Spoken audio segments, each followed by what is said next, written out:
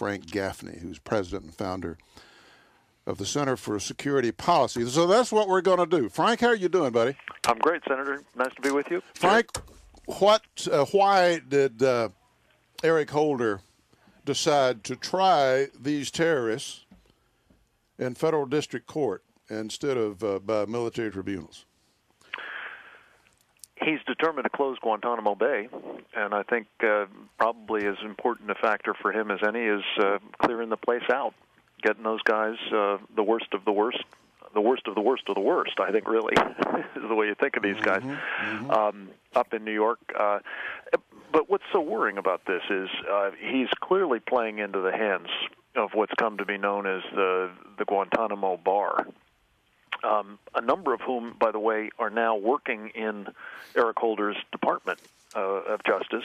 I call it the Guantanamo Bar. You're talking about the lawyers. I'm talking about the lawyers who are representing the detainees and are endlessly trying to get them sprung. Right. And there are a number of them that are now working on detainee policy in the Department of Justice. As I say, I call it the Department of Injustice because I think that's increasingly the case.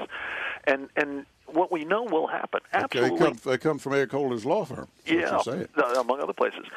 One we know will happen, Fred, is that these guys will get to the states. They will immediately have conferred upon them all kinds of constitutional rights. And those lawyers will begin, on the basis of those constitutional rights, trying to get a change of venue, you can bet, out of New York. You know, how we're going to get a jury pool that isn't tainted by, the bombing, the attack on the World Trade Center. Yep. And then, ultimately, you can bet that, the fact that Sheikh Mohammed was waterboarded will be used to say that you can't use any of the evidence against him, and you have to give whatever evidence you have to him, and the prosecutors will say, well, we don't want to do that. And I think Andy McCarthy put this the other day. He said, we don't have to worry about these guys breaking out of jail or somebody going in and blowing up the jail in order to get them out. These guys are going to walk out because their barristers are going to get them sprung on the basis of these rights that they don't deserve. After all, they're trying to destroy our Constitution. I don't think they are entitled to our constitutional rights. But beyond that they're not going to be tried, is my guess, because of these considerations of intelligence, sources and methods, and a lack of Miranda rights having been read to them on the battlefield and so on. It's just crazy. You're absolutely right. It's a terrible decision. The conspiracy wasn't hatched in the United States. They're not citizens of the United States. They take these lower-level guys and put them before a military commission. But the ones who are really responsible for planning the attack and then ultimately carrying out the attack on 9/11, the worse your crime, the more likely it is you're going to get the benefit of additional rights, which is what happens when you go into the civilian court system. The same rights if a guy burglarized a home, if a guy held up a liquor store, or any of those things. A lot of those people go to trial and get acquitted. Majority of them don't, but some of them do. That happens. You never know when you're going into these situations. Right. And there's no for one thing, there's no logic to it. Yeah. There's no logic to that. And as the basis of the rulings or judgments is going to have to be beyond a reasonable doubt.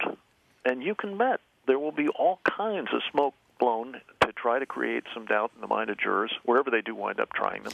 And then there's all these issues of security. Where are we going to keep these guys? And will, in fact, people who are in communities surrounding their new cells, you can bet they'll be called Guantanamo North, so we're not going to get out from under that particular wrap.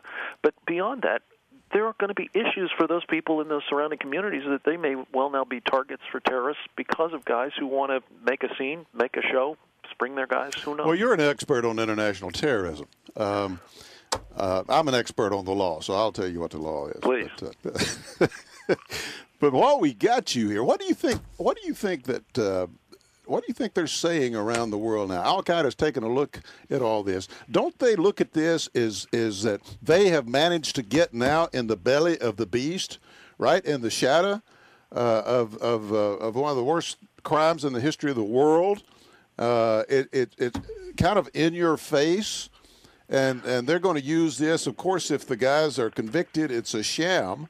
If the guys are acquitted, I mean, that's a sham and does more internal damage to us and the acrimony and so forth it'll cause in this nation. What to do with them now? Well, you rush and pick them up. You say, well, they're too dangerous to be released. Well, why didn't you think of that the first time? If you start down this civil justice system, you got to play it through, which means they go back out on the street. They may well. You can't turn it back around again. So don't you say internationally that this is a good thing for the cause, for their cause? You bet. Look, I've come up with a way of describing what I think is the Obama doctrine. I can describe it in 9 words. Undermine our allies, embolden our enemies, and diminish our country. And I think in the kind of conduct that we're talking about right now in the Holder Justice Department, we're going to see all 3 in play. Our enemies unquestionably are going to be emboldened by all of this.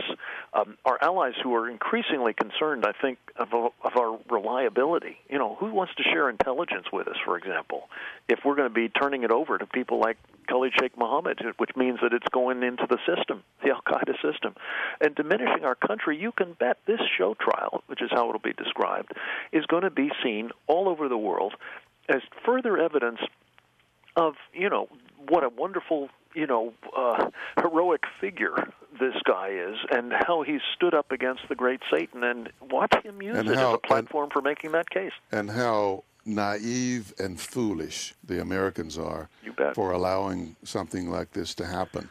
It will be seen as weakness by our enemies, unquestionably. Frank, thank you very, very much. You're right on the money as usual, and we always appreciate your insight. Thank you. Great to talk with you.